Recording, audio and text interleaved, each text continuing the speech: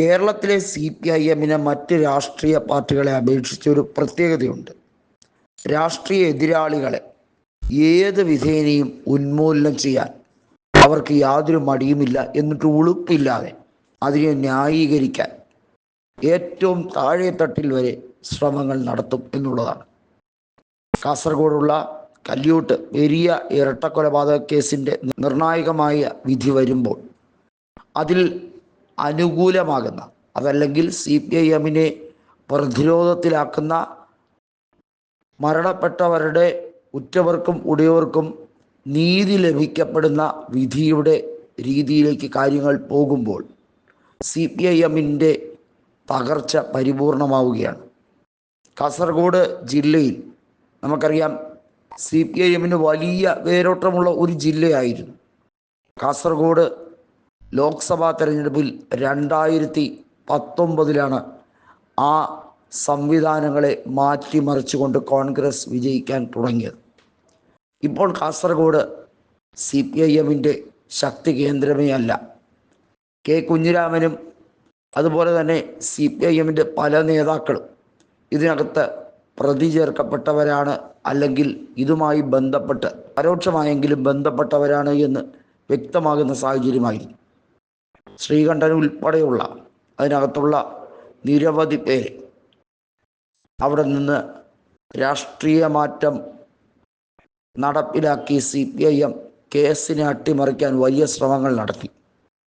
തുടക്കം മുതൽ തന്നെ കേസിനെ അട്ടിമറിക്കാൻ വേണ്ടിയുള്ള ഗൂഢമായ നീക്കങ്ങൾ CPIM അവരുടെ അധികാര പരിധി വെച്ച് ശ്രമിച്ചുകൊണ്ടേയിരുന്നു.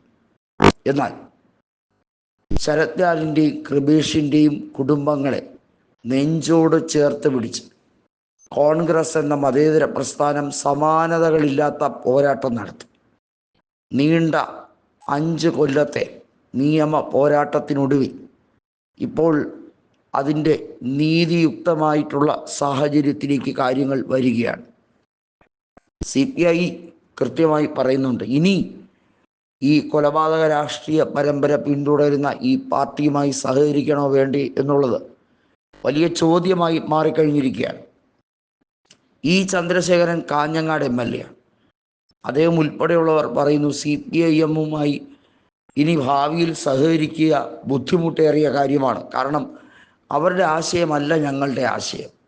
CPI പരിപൂർണമായി കാസർഗോഡ് ജില്ലയിൽ CPIMനെ എതിർക്കുന്നവരാണ്. വാസ്തവത്തിൽ കോൺഗ്രസിനേക്കാൾ മികച്ച രീതിയിൽ CPIMനെ എതിർക്കാൻ CPI പലതവണയായി ശ്രമിച്ചുകൊണ്ടിരിക്കുന്നു. ആ പാർട്ടിക്കുള്ളിൽ നിന്നുകൊണ്ട് തന്നെ, ആ മുന്നണിക്കുള്ളിൽ നിന്നുകൊണ്ട് തന്നെ ഒരു തിരുത്തൽ ശക്തിയായി മാറാൻ തീവ്രമായി ശ്രമിച്ചുകൊണ്ടിരിക്കുകയാണ്. പക്ഷേ പലപ്പോഴും അതിന് കഴിയാറില്ല. എന്നാൽ ഇനി അങ്ങോട്ട് CPI എടുക്കുന്ന തീരുമാനം എന്തു തന്നെയായിരുന്നാൽ മുന്നണി സംവിധാനത്തെ അന്ധമായി തന്നെ ബാധിക്കും എന്നുള്ള കാര്യത്തിൽ യാതൊരു തർക്കവുമില്ല.